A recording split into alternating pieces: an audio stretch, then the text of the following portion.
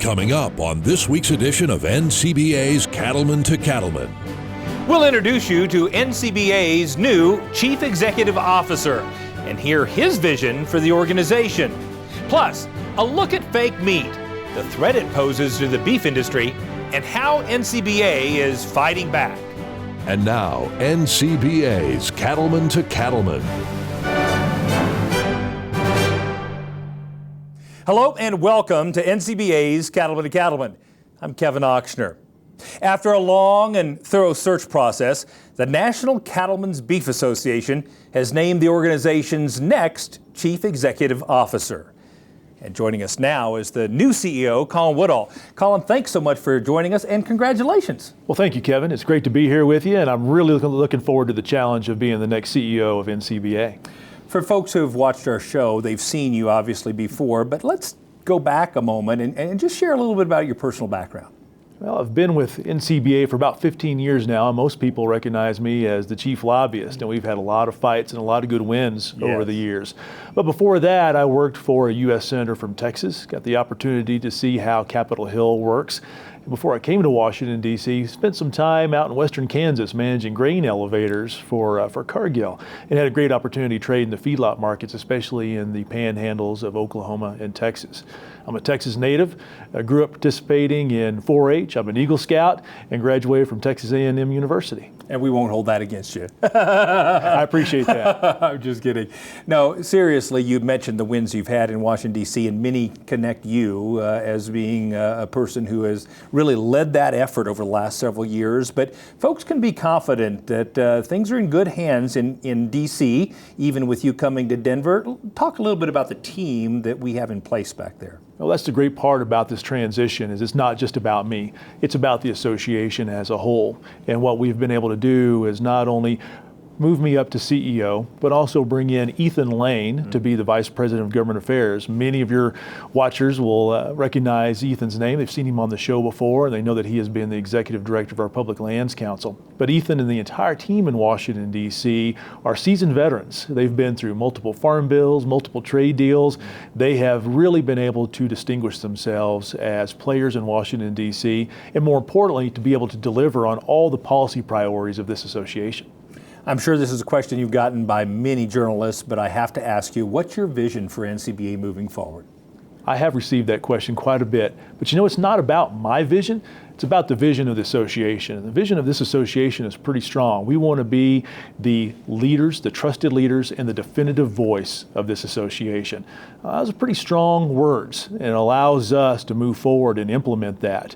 And when you step back a little bit and think about how we become that trusted leader and that definitive voice, it's through things such as the Beef Long Range Plan, through our policy priorities, through all of the decisions that have been made by our members to set us in the right direction. It's my job as CEO to make sure that we execute and deliver on all of those. So as you really look at this, it's not about just Colin Woodall's vision. This is about the vision of the association and the industry as a whole. Yeah, that's helpful clarification, unlike maybe that of a corporate CEO that is expected perhaps to have his own vision. You are enforcing and executing against the vision of a very grassroots-driven organization. Fair enough? And that's what gives us all of our strength and our powers, because we are a grassroots association. It's not about the CEO's vision. It's about all of the decisions made by the members of this association who show up to our meetings, who vote on policies, and who ultimately support us in achieving those policies. But you still are an organization's voice, and you use that voice pretty firmly in several of your first days as a leader. I think you penned an op-ed called Smear Campaign. Tell us a little bit about what prompted you to write that article and what you hope it'll accomplish.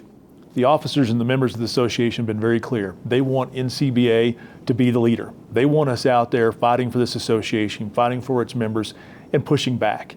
And that's exactly what we did with the Smear Campaign piece. The Organization for Competitive Markets, OCM, is a group that claims to represent cattle producers. But what we have found is they're actually just a puppet group for the Humane Society of the United States, HSUS. Their executive director, Joe Maxwell, has worked for HSUS and been an operative of theirs. Their communications director has worked for HSUS. So when you see OCM, you're seeing HSUS and vice versa. And it was time that we called them out, because what they said is that we were granting ourselves checkoff dollars. Well, they failed to realize the entire process of how this works, Kevin. And it's the Beef Promotion Operating Committee made up of cattle producers, some who are NCBA members, some who are not, that ultimately make the decision of who gets to be a contractor. And we are one of 8 contractors, and in fact, we didn't even get all the money that we had asked for. So it's important to put things in perspective and to call out when misinformation is put out there in the airwaves like OCM did. Colin, you mentioned earlier that NCBA had a couple of big wins, and certainly chief among those was the repeal of WOTUS. Why was that so important to the industry, and how did NCBA work to make that happen? Waters of the United States was nothing more than a government land grab. This was EPA and the U.S. Army Corps of Engineers telling cattle producers how they can and cannot use their land. As you can imagine, that's a slap in our face and a slap to private property rights. So this is something we've been working on for well over a decade, and it really formalized itself in what became the 2015 Obama WOTUS rule. We knew that we had to take this burden off of cattle producers. So we worked very hard as an association, both with the members of Congress and also with the Trump administration, to make them very clear that this was unacceptable, that we had to take these restrictions off of cattle producers. And fortunately, President Trump agreed with us. And so we've been able to work with the EPA to not only repeal the WOTUS rule, which just happened, but also talk about what's next in terms of water regulation, because water regulation is extremely important. We have to have clean water in order to have cattle operations. We just need to make sure we do it without taking our private property rights away. Exactly. Another key achievement that many of us applauded was the recent bilateral between the United States and Japan, something that we were hoping for since we pulled out of TPP. Why is that so important to the beef industry? It's important because what it does is it puts us on a level playing field with all of our competitors, including Australia, New Zealand, and Canada, those who are trying to beat us in that Japanese market. And they were doing a pretty good job here in 2019 because their tariffs were lower. Basically, their tax was lower. And anytime you have a lower tax, you have the ability to sell more product, and we saw that. We needed to be able to get back on that level playing field, have the same tax across the board. That's what this deal did, and we know that anytime we're on a level playing field, we will always win on taste. Absolutely. Very confident of that. Thank you for your perspective on this, and I'm going to keep you here because we have a few more questions to ask you about a couple of other issues. But first, as Colin just said, the trade deal between the U.S. and Japan is a huge win for the beef industry. Although Japan has long been our leading trade partner, Dan Hallstrom, President and CEO of the U.S. Meat Export Federation, says there's real opportunity for additional growth in the Japanese market. The basic situation with Japan is that it's a very wealthy culture, the largest savings rate in the world, and they're able to pay for quality.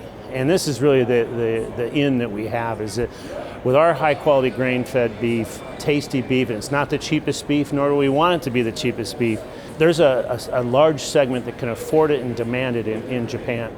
And we're seeing a Niku boom, a meat boom, going on in Japan. In all segments, traditional retail, regional retail, food service, all the different concepts within food service. It's just absolutely booming. And we are taking a share over the years from Australia, but there's a lot more we could take. We're still not back to our pre-BSE levels on market share versus Australia. So it used to be 2/3 US, 1/3 Australia.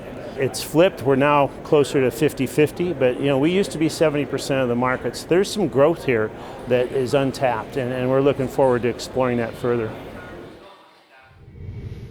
Now, the best way to stay up to date on trade and market issues is by becoming a member of NCBA. It's easy to do. Just call 1-866-233-3872 or visit the website ncba.org. Still ahead on Cattlemen to Cattlemen, we'll explain how NCBA is working to protect the industry and consumers from fake meat and misleading labels. Stay with us. We'll be right back.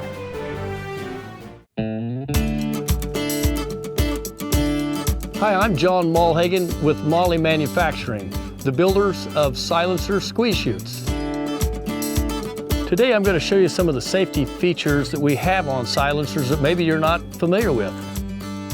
You remember how we used to take that pole and shove it in behind that animal, and if they kick at the wrong time, it's going to get you. Well, we've solved this problem with our hydraulic kick bars. If you'll notice, I'm hydraulically moving this, and this will stop those animals from kicking you, so I can easily move in and still have great safety. One of the things we really like on silencer squeeze chutes is the safety that we receive from having hydraulic neck bars.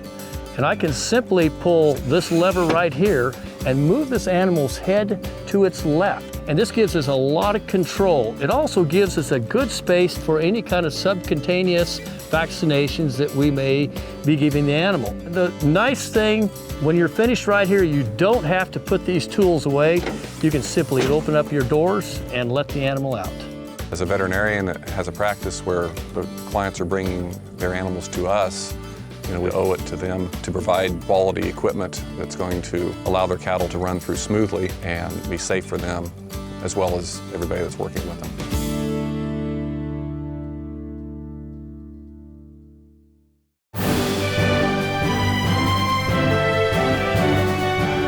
Fake meat is a real concern for the beef industry and an issue we need to be watching very closely. We asked some cattle industry leaders to share their thoughts on this subject. Number one, we have to talk about the plant-based meat, the stuff that's already on the market. We've had plant-based burgers for many years, but this recently they're really getting a lot of, I call it halo effect from the mainstream media. They're pulling sustainability and they're making sustainability claims. So we're working hard to push back and say, beef is sustainable. And it's a whole lot cleaner label than an Impossible Burger, which has maybe 22 to 26 ingredients, and we have one, beef. We're all about consumers having a choice. We want to make that clear. We think if they're given that choice and given correct information, truthful information, they're going to choose American beef more often than not. But at the same time, we do want to make sure, like with any other food product, that the fake meat type material, subject to the same inspections, same health considerations, the same safety considerations, the same regulatory scheme that we are, and most particularly having the right inspection program, at the same time having the right labeling. Honest, accurate labeling is what we're all about. We've had some good success with USDA and FDA in terms of how the product is going to be administered, how it's going to be supervised. And part of the fake meat, that's bigger than just a soy-based or something like that. It also has to do with lab-based meats or cell-based technology. So there's a lot of things coming up there, and your policy can't just be based on the soybean-related products. It's got to be related to all facets of fake meat. And as long as the public identifies it as fake meat, maybe we've done our job. Let's talk more about the topic of fake meat. Here once again is NCBA CEO Colin Woodall, and also we're joined by Minnesota Cattleman Don Schiefelbein, who also serves as NCBA's Policy Division Chairman. Gentlemen, thank you for coming and spending some time talking about this important topic. I want to begin with some level setting, right? I hear a lot about terminology, alternative protein, plant-based protein, lab meat, fake meat. Set the record straight, Colin, and give us some definition around these products that are trying to steal beef's market share. Kevin, there's a lot of alternative proteins out there. Beans are an alternative protein that would love to steal some of our market share. But when you look at what NCBA is doing right now, we're looking at two different classes. The first one is going to be those products that are plant-based, things such as the Impossible Burger and the Impossible Whopper right now, and also Beyond Beef and the Beyond Ground product that we see. That is out in the grocery store shelves today. You can get it today, and we're trying to make sure that producers and consumers both know exactly what that product is. But we also have the cell-based or lab-grown beef, where they are taking cells from bovines and trying to replicate our product. Now, none of that has made it to the retail chain yet, but it is something that is definitely in development, and those are the two areas we're looking at, the cell-grown product and the plant-based product, the two things that are definitely trying to compete with us. And Donnie, tell us, why is fake meat such a concern for beef producers? Well, I guess you don't have to look any further than look at the two CEOs and the statements they're making about what they want to do, and they're clearly on record saying they want to eliminate animal protein. You know, if that isn't a threat, I don't know what a threat is, right? And so I think it's very important that we stay focused on making sure we're defending our product and making sure the consumers clearly understand what it is they're purchasing when they're purchasing these fake meat products. So as Policy Division Chair, did you have something to add? Yeah, key component of that is just also the realization that these companies are marketing off of our backs. Yeah. They're not talking about why their product is great, they're talking about why our product is bad. Yeah. And so disparaging us in the marketplace is not acceptable. And on top of that, they want to use the term beef, also unacceptable to us. Right, and I guess at one level, imitation is the best form of flattery, but to your point, they are disparaging, using disparaging comments as their key differentiator. And we've developed this reputation of beef for many, many centuries, right? Sure. And as far as we're concerned, beef is beef and there is no alternative. So as Policy Division Chair, Don, how long has NCBA been working on this issue, and what prompted the organization to take action in the first place? Well, like all policy, all of our policies begin at the grassroots level. So it initiates through producers saying, hey, there's a need here. It percolates up through the chain through our affiliates. The state affiliates bring forward the policy to our national organization, and we decide whether or not we're going to vote up or down on the policy. And of course, this one was obviously one that was key, and we decided we're going to move forward with this policy. So it's been a 2-year process, but it was identified early, and I think fortunately, relative to some other agriculture organizations like dairy, who didn't act promptly, we're out in front of the game today. Being very proactive. Exactly. Yeah.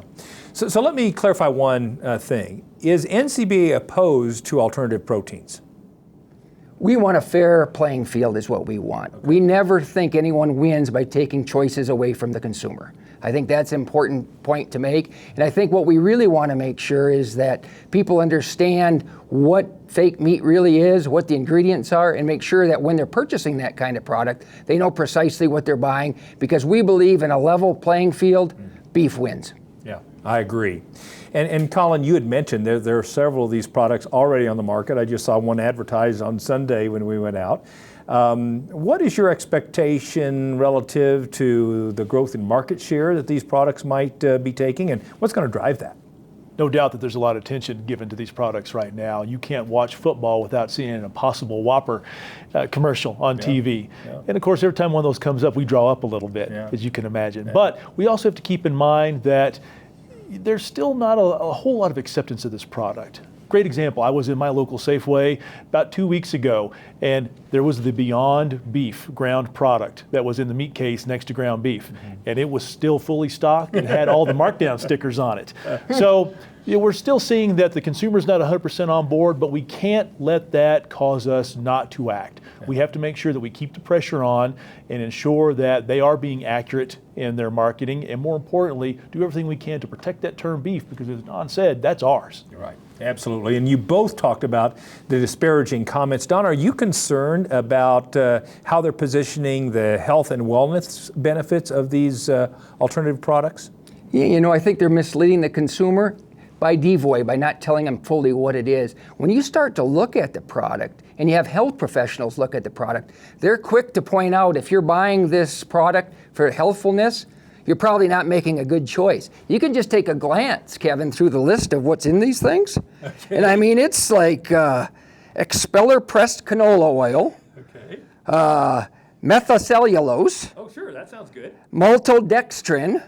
And I mean, it sounds like more Frankenfood than it does anything else, right? And I think it becomes important that we get that message out so people clearly see what they're buying. Yeah. And I think if those kind of product names sound a little familiar to you, do you know what?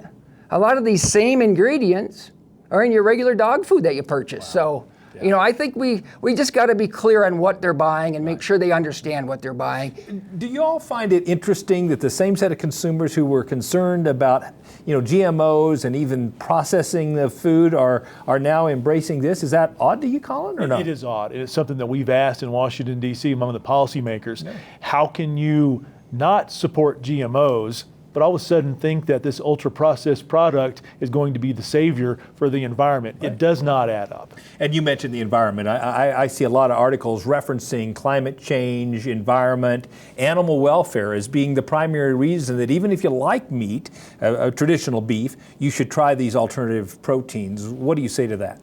We have a lot of hungry mouths in the world today, and there are more to come. But we have less and less arable land. And of the arable land that we have, not all of it is suited to corn or broccoli or carrots. We have a lot of range land that our animals can graze on. We can help with carbon sequestration. We can take that food stuff that is of no use to us as humans, and we can turn that into high quality beef, which people love here in the United States and they love around the world. That is truly a superpower.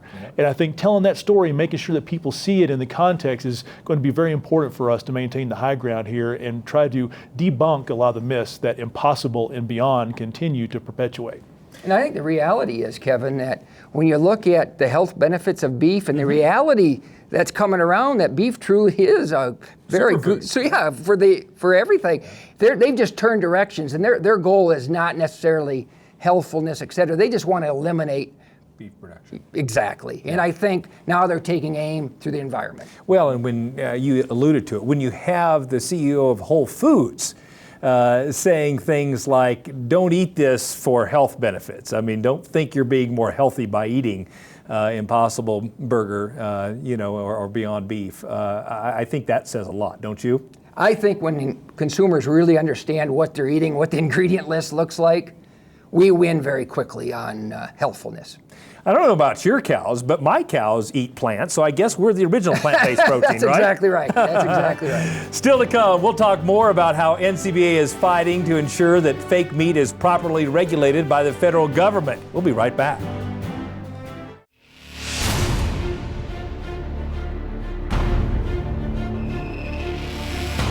When the field is your office, you never get tired of going to work. Cut, rake, bale, repeat. New Holland offers the power and versatility to get through the day. From small squares to large squares and everything in between, New Holland has you covered. Visit your local dealer today to find out more.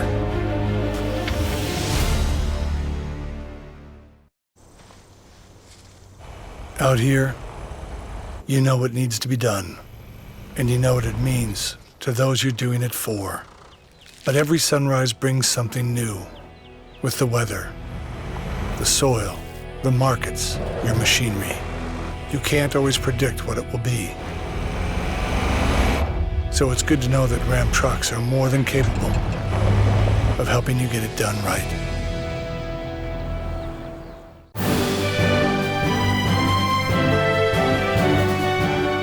Welcome back. We're talking about the topic of fake meat with NCBA CEO Colin Woodall and Minnesota Cattlemen and Policy Division Chair Don Schiefelbein. Colin, what steps has NCBA taken on the issue of fake meat, and what was the response among lawmakers relative to those steps? Well, we have found that several members of Congress are very sympathetic to what we're trying to do here, and we utilize that sympathy to work very hard to make sure that there was a regulatory regime in place for the cell-grown product. When we initially passed our policy, we went back to Washington, D.C. and asked FDA, are you regulating the cell-grown product? And they said, no, go talk to USDA. We went and talked to USDA, and they said, well, you should talk to FDA. So we realized pretty quickly nothing was going on. So what we pushed for was to make sure that there was a regulatory structure in place, and we achieved that. Matter of fact, this went all the way to the White House and grabbed the attention of the president. So we do have a regulatory structure that's in place now that gives FDA the opportunity to determine whether or not this product can even come out into the marketplace. And if it does, then USDA will have the day-to-day inspection jurisdiction, just like they do in our plants. And we thought that that was very important. And why is it important for USDA to have that role relative to labeling versus FDA? Well, extremely important, because by having the final say on what that label says, we will prevent that from saying clean meat, which is something that a lot of these companies would love to see, but USDA is not going to allow that. So I think it's going to really help us make sure that the consumer knows exactly what it is they're getting. And Don, what more can we expect from NCBA relative to the fake meat issue? Well, we're going to continue to spread the word on clearly what fake meat is. We're going to try to arm all of our membership and get the word out through Twitter, through Facebook, by any means we can, to make sure when a consumer goes to the supermarket, they clearly understand the product they're buying and know exactly what the benefits and strengths are of beef. And what would you tell our viewers in terms of how producers can help? Well, as you hear some of these issues, these are issues that are going to be really important to our long-term viability. If you're a family farmer and you expect to pass this farm on, if we don't win this issue, it impacts all of us. So I think it's important that everybody do their part, and whether it's becoming involved in NCBA or becoming a member, become a dues-paying member, so when the fight is going on in Washington, D.C., and it all takes money to run that deal, you're helping pave the future for your children and grandchildren. Absolutely. And, I believe that frankly, this issue is a great example of an issue that I alone, as a producer, can't do anything about. We need an organization like NCBA to be representing our interest on this very threatening issue. But more importantly, it's about making sure that we as an association know what issues of importance are to producers. Good. Because again, we wouldn't be working on this if it wasn't for NCBA's members stepping up, identifying that threat and passing the policy, and then turning us loose to go fight for it. Gentlemen, thanks for coming today. Thank you for your leadership. Thank you.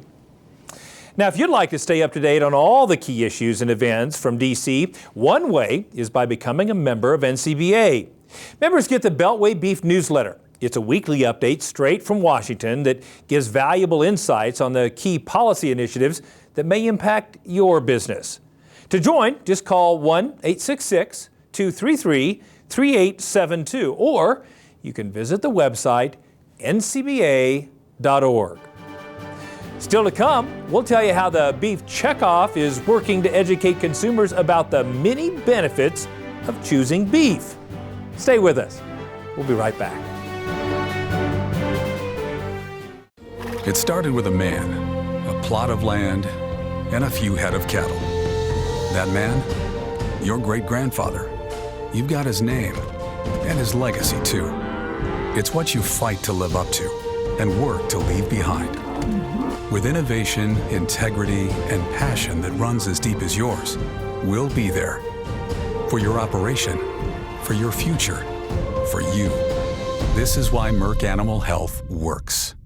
At Case IH, we believe it's our job to provide you with solutions. That's why our Farmall and Maxim tractors, as well as our tools and attachments, are designed with you in mind. From mowing to baling to loading and more, we're here to help turn your to-dos into to-dones. At Case IH, we'll keep your days running smoothly with equipment that's durable, versatile, and highly efficient. No wonder farmers are more loyal to Case IH than any other brand. Visit your local dealer or go to caseih.com/livestock for more.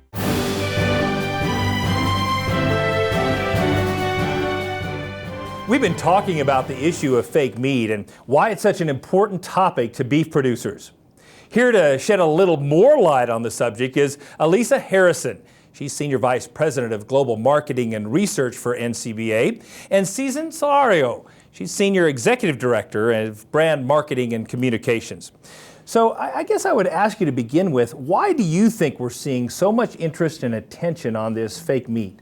Well, I think there's a couple of reasons. Number one, we have some new companies out in the marketplace that have introduced some new products that they say replicates beef's great taste and the touch and the feel of it. Some of the chemical formulations that they put together, they think more replicates a true beef patty. Okay. Also, I've seen some companies who are going for an IPO, and they're out there putting a significant amount of marketing dollars into getting some publicity. And then you couple that with a lot of the issues that we're talking about as a country, particularly climate change. We see some companies out there that are trying to promote these products as being more sustainable than beef, and obviously that's not true, but I think that all of that combined is creating a tremendous amount of attention on some of these new products that are out there today. You know, I'm assuming that most of the people watching our show are probably not big consumers of those products, but you have your finger on the pulse of consumer trends every day. How is the average consumer responding or accepting these products? Yeah. Well, first of all, I think you can still see that there's still the same number of meat eaters today than there were a year ago before these products started going in there. Overwhelmingly, 94 to 95% of consumers in the U.S. eat animal protein. Okay. And the numbers who say they're vegans or vegetarians is really very low, between 3 and 5%. But what we are seeing is that consumers are curious. They're trying some of these products. but our research is showing is that they may be trying it, but they're still eating the same amount of beef, chicken, pork, and other, fish and that sort of thing. So the key takeaway there is that they're not replacing beef, they're not replacing chicken, they're just trying it out, just any other new consumer product that would come on there. And when you look at the millennials, it's about the same. They might be trying it, but they're still eating about the same amount of beef, chicken, and pork as the rest of the consumers are.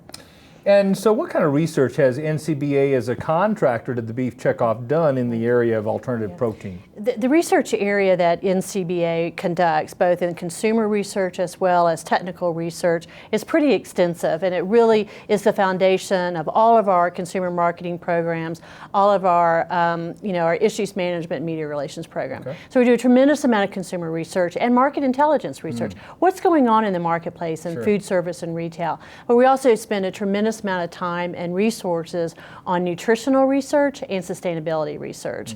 And so those, and product quality. So we want to make, beef is higher quality today than it ever has been. We're producing more beef with fewer animals than ever before.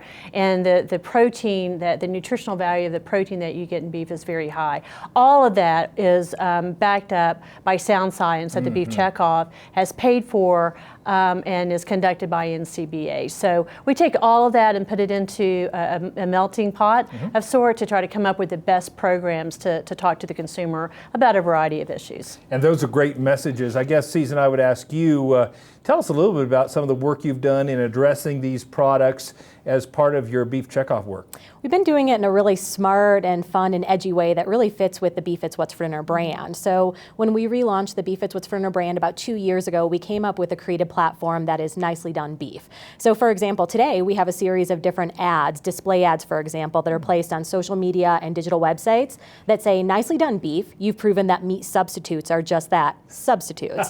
These have been seen by millions of people around the country. We even placed these on point of purchase on Instacart, which is an online grocery shopping platform, hoping that we would inspire more beef purchases and maybe fewer of these other meat substitute purchases.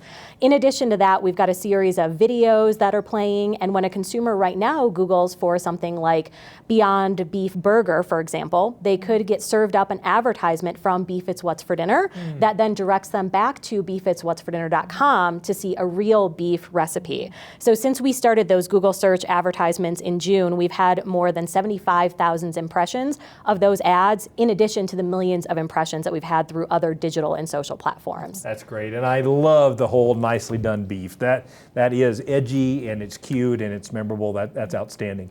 Tell me this, from a retail and food service standpoint, what are you doing to educate those audiences about alternative protein as they compare to beef? Yeah, we've had a very heavy focus on our retail and food service partners. As you mentioned, obviously they're the ones that are selling these alternative proteins to consumers, but as Elisa mentioned, they're still selling a tremendous amount of beef. So what we really want to do is make sure that they realize that beef is still their most valuable protein from a sales perspective, from a sustainability perspective, and from a sustenance perspective. So just in August, actually, we did a webinar for business decision makers, retailer and food service companies around the country. We had more than 350 business decision makers join. They heard from two experts, both on NCBA's checkoff division as well as NCBA's policy division. So a great opportunity to really utilize the subject matter expertise that NCBA has as a contractor and not as a contractor. And then we also blanketed the media environment for those business decision maker publications, Winsight Grocery Business, Shelby Report, and made sure that an infographic that we had created that showed the sustainability, the sales, as well as the nutritional perspective was out there amongst those business decision makers. Outstanding. Well, I'm very impressed by the proactive efforts you're taking against this new entrant in the marketplace. You know, I think it's also important to note that not only with the nicely done work that we're doing specifically on meat alternatives, our overall goal as a contractor to the Beef Checkoff at NCBA is to make beef the #1 protein. There are so many choices today for consumers, from beef all the way down to cricket powder. And so we have a lot more competition today. So everything we do ladders up to make beef the #1 protein, and that's including against some of these new meat alternatives that we're seeing in the marketplace. And one last question. Can you tell us what you have in store in terms of consumer marketing efforts, especially as it relates to this alternative meat next year? We are so excited with the direction of Beef It's What's for Dinner. Coming up in October, we're actually launching for the first time an entire series focused around beef quality assurance and bringing BQA to consumers for the first time ever. This is a follow-up to the success of our Rethink the Ranch series that we released 2 years ago that showcases the hard work of farmers and ranchers around the country. This is showcasing people that are BQA certified across the country for the first time to consumers. So we'll be running a new series of videos on our YouTube channel, on social and digital media, and for the first time, we're placing those videos on connected television platforms like Hulu. So as a consumer is streaming some of their favorite TV shows, they might see one of our Beef It's What's for Dinner ads.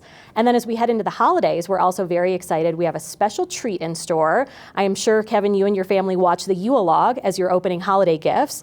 Well, this year for you, we have the beef drool log, which shows a prime rib roast slowly roasting over an open flame for 2.5 hours. So we're encouraging people to slow down and savor the holidays with beef this year. You can bet your bottom dollar we will have one of those prime ribs in our oven on Christmas. Thank you both for being here and for all you do to encourage consumers to choose beef. Thank you. Now, don't forget, you can check out the Beef It's What's for Dinner website for a great interactive experience. You'll find things like recipes, information on beef cuts, and nutritional information at this one-stop shop for all things beef. Still to come on Cattlemen to Cattlemen, we'll introduce you to an operation in Florida that's leaving the land in better shape for future generations.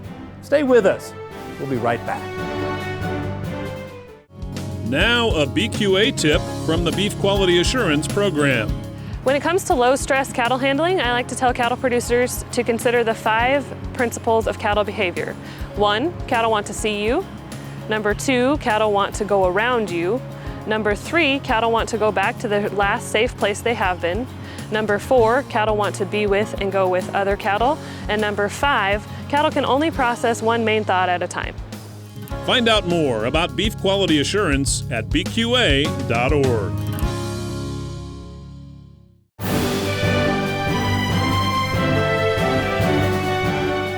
The Environmental Stewardship Award Program recognizes the nation's best cattle and livestock operations for their outstanding stewardship practices and conservation achievements. These regional winners are dedicated to maintaining and improving their lands for future generations. Let's take a look at the Region 2 award recipient from Florida.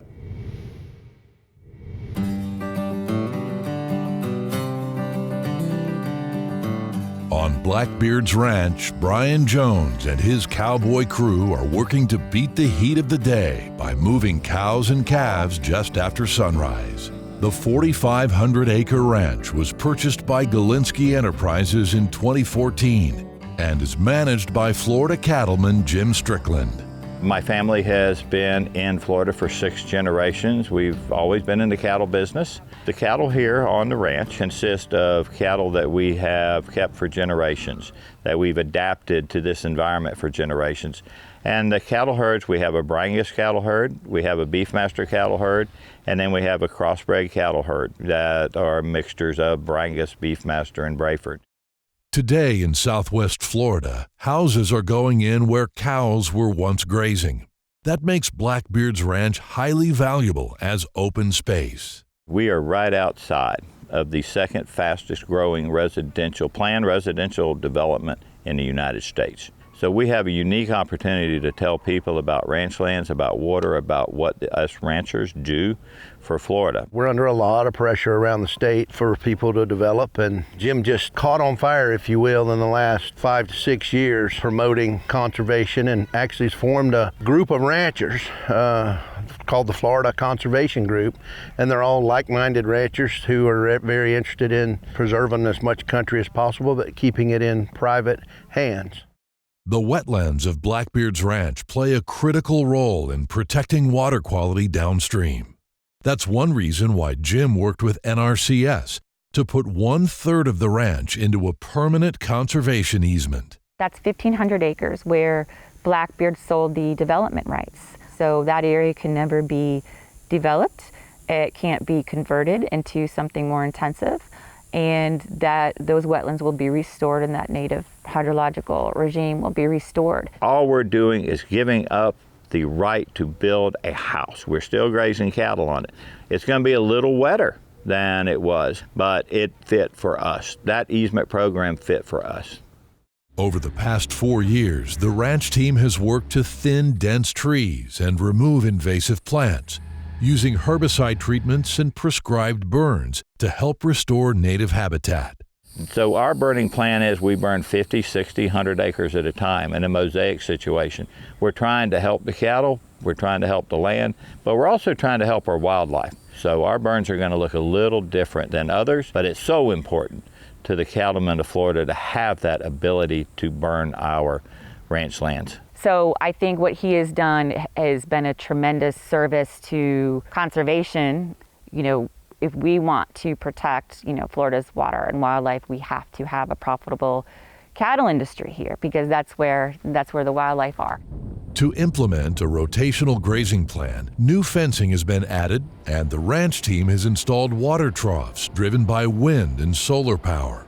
There's been time that on this ranch alone we have 31 ponds, all but 2 were dry. We now have 5 windmills, and we've put in our first solar wells. So we are continuing to do cost shares to, one, give those cattle some clean, good water, and we can start moving those cattle around, that I don't have to depend on every single pond. Jim has also diversified, producing a variety of food products, including Blackbeard's ranch beef, honey, and pork from Mangalitsa hogs raised on ranch pastures. It's all aimed at maximizing income opportunities and getting the story of agriculture and conservation to the public. And one of the ways to get our word out initially was food. So if you see a Blackbeard product out there, that person or company is wholeheartedly agreeing to tell the story of ranchers in Florida, not just us, but ranchers across Florida doing the same thing we're doing. Perhaps most impressive is the effort Jim and his team put into setting up the ranch as a place to regularly host visitors of all ages. He will defend our industry.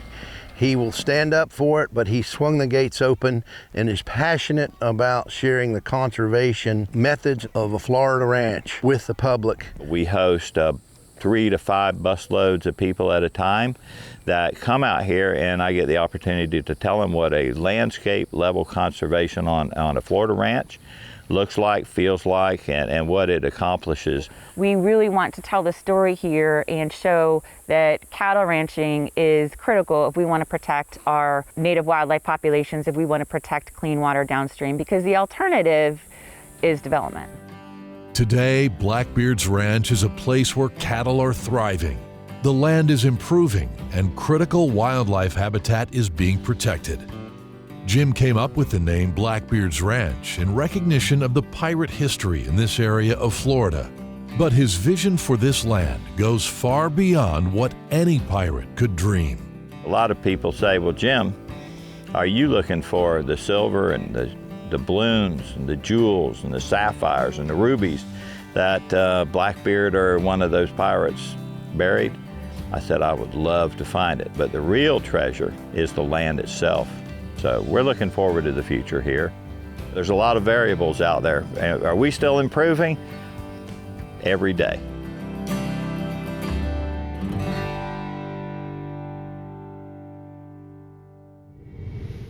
Now, if you'd like to find out more about the Environmental Stewardship Award winners, see photos and videos, or even learn how to nominate someone for the award, visit the website environmentalstewardship.org. Still ahead, it's time for a visit with our good friend Baxter Black. So stay with us. We'll be right back. What does it mean to be an American cattleman? It means you have what it takes where it counts, on the inside. At Ritchie, we understand that. It's what's on the inside that defines us. We share the same values: ingenuity, commitment, sense of pride. These are the values that built this country. They're the values that built this company. Ritchie, proud to be a partner to the American cattlemen since 1921. Speaking about funny, Baxter Black has put together a 6-hour, 3-DVD collaboration of nonstop agro humor. Baxter has been entertaining farmers and ranchers from Johnny Carson to Elko, Dolly Parton to Las Vegas, and Ark City to Martin, Tennessee. Treat yourself. It's like being there. 3 DVDs for $25. Call 800-654-2550 or BaxterBlack.com. Did I say non-educational? Did you know that Prefert makes over 1,000 different farm, ranch, and rodeo items?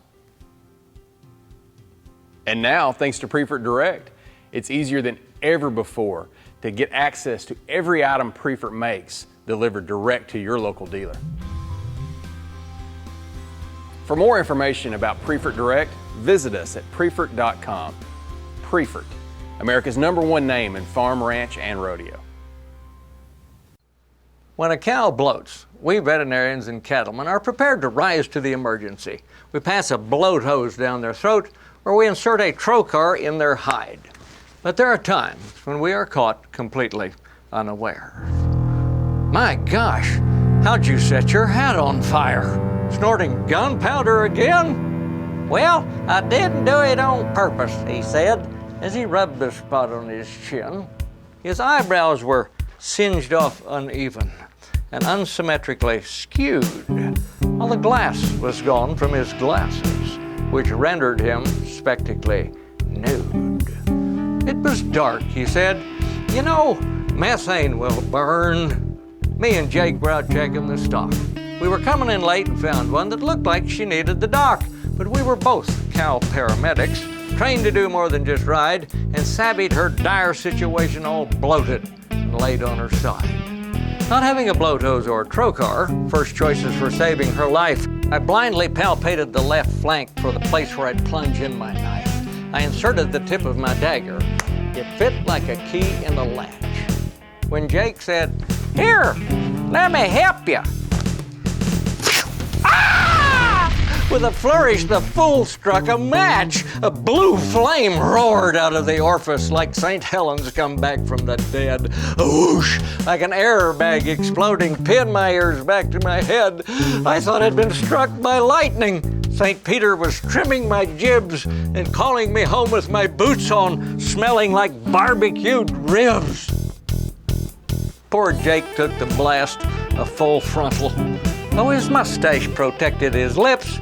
When he took his hat off his bald head, he looked like a partial eclipse. Well, what kept us from burning too badly, or at least to me it makes sense, was the fireball of flammable gases was mixed with the rumen contents. The flames quickly waned to a flicker. The cow was now laying plumb flat. My chest was all greenish and sticky. I could see by the light of my hat. But the insult that cut me most deeply was not the burnt hat or the blood. My mouth had been opened in protest, and I found I was chewing her cud. This is Baxter Black from in there. Now, remember, registration is open for the 2020 Cattle Industry Convention and NCBA Trade Show. There are a lot of reasons to attend, including the chance to hear some great speakers. For example, former astronaut Scott Kelly will give the keynote address at the opening general session on Wednesday. You'll want to hear the life lessons Captain Kelly has to share about his amazing career. Your convention registration includes admission to this and all the guest speakers. You can get all the details at ncba.org. We're back with more right after this.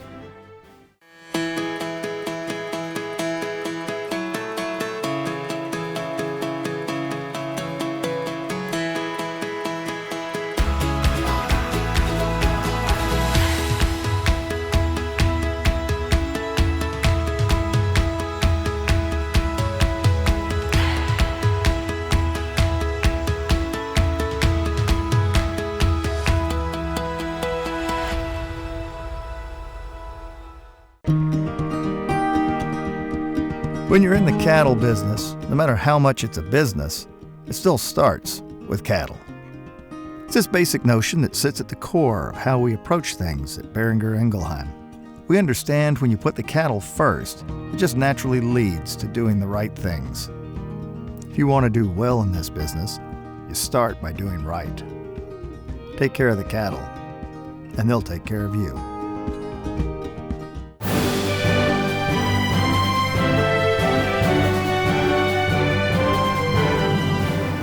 NCBA works every day to increase profit opportunities for cattle producers, but the organization's success depends on a strong membership base. We asked one industry leader why he's been a long-time NCBA member.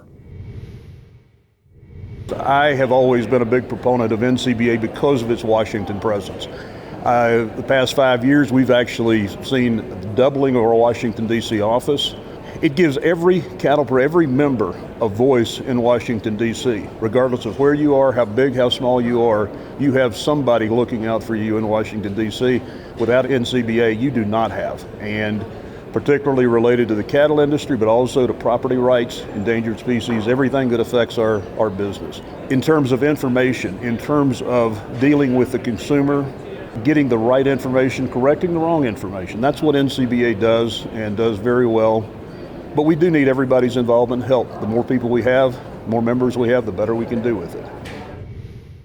Now don't forget, there's still plenty of time for you to make plans to join us in San Antonio for the 2020 Cattle Industry Convention and NCBA Trade Show.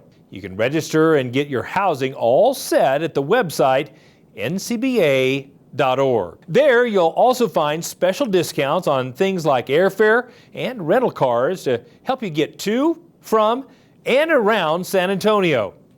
We're wrapping up this week's show with legacy photos. These are great shots submitted by our viewers of daily life on their own farm and ranch. Let's take a look.